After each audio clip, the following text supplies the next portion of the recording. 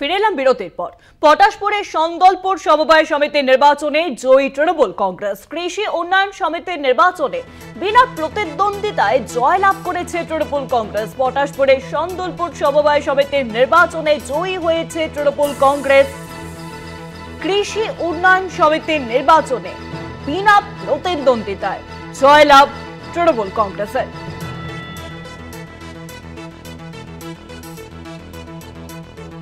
এই বিষয়ে আরো জানবো, ফোন লাইনে রয়েছেন আমাদের প্রতিনিধি সুব্রত পাত্র।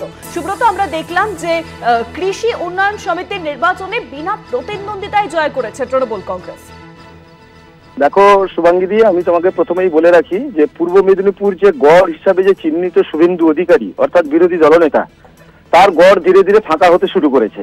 এমনকি প্রত্যেকটা জায়গাতে পূর্ব মেদিনীপুরের তমলুক, খেজুরি, এগরা, পটাশপুর, ভগবানপুর এই সমস্ত এলাকাগুলোতে যে সমস্ত গ্রাম পঞ্চায়েত এবং যে সমস্ত বিধানসভাগুলোতে বিরোধী দলনেতা অর্থাৎ শুভেন্দু অধিকারীর জায়গা রয়েছে, সেই জায়গাগুলোতে পরপর শাসক তৃণমূল কংগ্রেস সমবায় সমিতিগুলোতে পরপর সমস্ত জয়ী হচ্ছে বিনা প্রতিদ্বন্দ্বিতায়।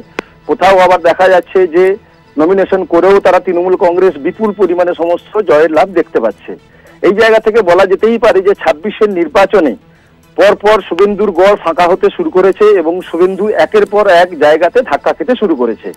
পরিষ্কারভাবে বলাই যেতে পারে যে ২৬-এর যে বিধানসভা নির্বাচন, সেই নির্বাচনে তৃণমূল কংগ্রেস ভালোই রেজাল্ট করবে এবং ভালোই ফল করবে, এটা রাজনৈতিক মহলের একটা একাংশ মনে করছে। এবং সেই জায়গা থেকে যে বিরোধী দলনেতা শুভেন্দু অধিকারী যেভাবে বলতে থাকে যে আমার গড় করে চিৎকার করতে থাকেন, সেই জায়গাগুলোতে থেকে দেখা যাচ্ছে সমবায় সমিতি সমস্ত নির্বাচনগুলোতেই তৃণমূল কংগ্রেস এককভাবে সংখ্যাগরিষ্ঠতা পেয়ে জয়লাভ করছে, এতে কোনো সন্দেহের কোনো বিষয় নেই। সেই জায়গা থেকে শুভেন্দু অধিকারীর দেওয়ালে পিঠ ঠেকে গেছে বিরোধী দলনেতা, অর্থাৎ যেখানেই যা হচ্ছে দেখা যাচ্ছে সমবায় নির্বাচন কেন, দেখা যাচ্ছে যে সমস্ত নির্বাচনগুলো হয়েছে তাতেই দেখা গেল যে তৃণমূল কংগ্রেসের এককভাবে জয় এবং কোনো জায়গা থেকেই দেখা যাচ্ছে যে বিনা প্রতিদ্বন্দ্বিতায়ও দেখা যাচ্ছে জয়লাভ করছে। এবারে দেখা যাচ্ছে যে গেরুয়া শিবির অর্থাৎ বিরোধী দলনেতার যে সমস্ত বিজেপি এবং রাম বাম জোটে তারা একেবারেই ধরাশায়ী হচ্ছে পূর্ব মেদিনীপুরের উপরে, এটাই দেখা যাচ্ছে। শুভাঙ্গীদি, অনেক ধন্যবাদ সুব্রত। ফোন লাইনের সঙ্গে ছিলেন আমাদের প্রতিনিধি সুব্রত পাত্র।